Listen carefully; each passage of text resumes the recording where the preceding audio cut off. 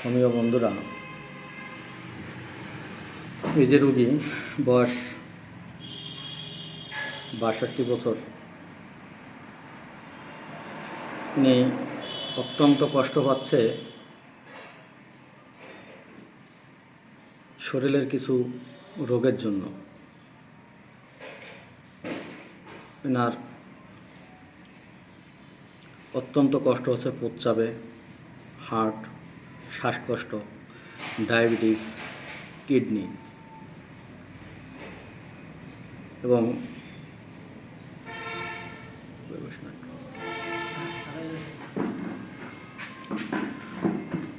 ওনার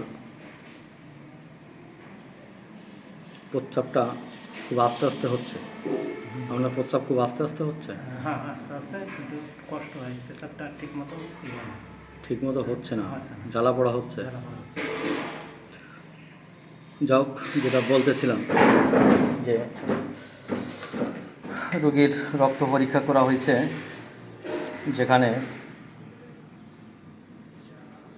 ওনার ইএসআরটা বেশি আছে, প্লাটিলেটটা মোটামুটি ঠিক আছে, ডাব্লিউবিসিটা কম আছে, আর ওনার পটাশিয়ামটা কিছুটা কম আছে। মূল যে বিষয়গুলো সেটা হচ্ছে ওনার যে এক্স রে রিপোর্ট অনুযায়ী ওনার হার্টের সমস্যা আছে, হার্টটা বড় হয়ে গেছে এবং ওনার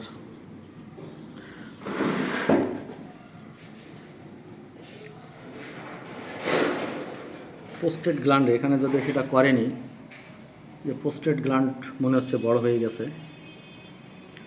যে এখানে যেটা দেখাচ্ছে পালমোনারি ইনফ্ল্যামেটরি ডিজিজ, যথেষ্ট কষ্ট হচ্ছে।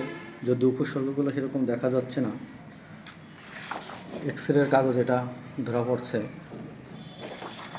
এখন আপনার যে কষ্টগুলো হচ্ছে এটা একটু বলুন, কীরকম কষ্ট হচ্ছে আপনার? কষ্ট, শ্বাসকষ্ট একটু আছে, আবার শরীর ভার হয়ে থাকে, যার জন্য হাত পা লড়াইতে মন করে না, শরীর একদম দুর্বল হয়ে যায়।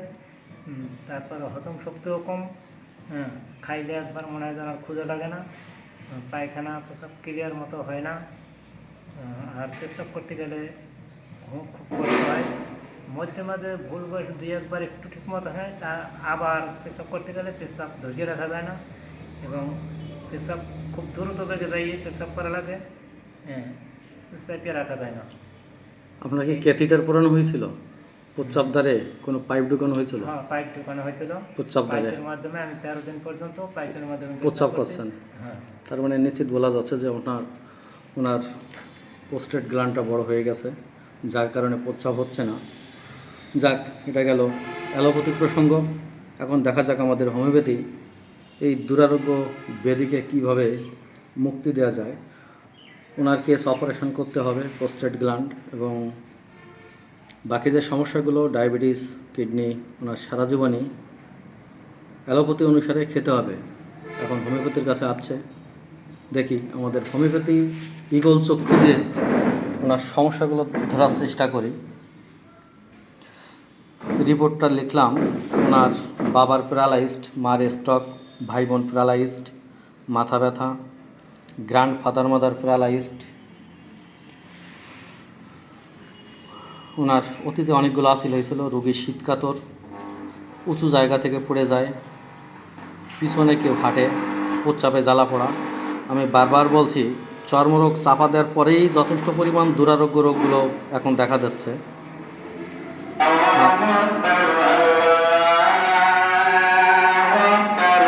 ধন্যবাদ, পরে আবার দেখাবো পরবর্তী ভিডিও।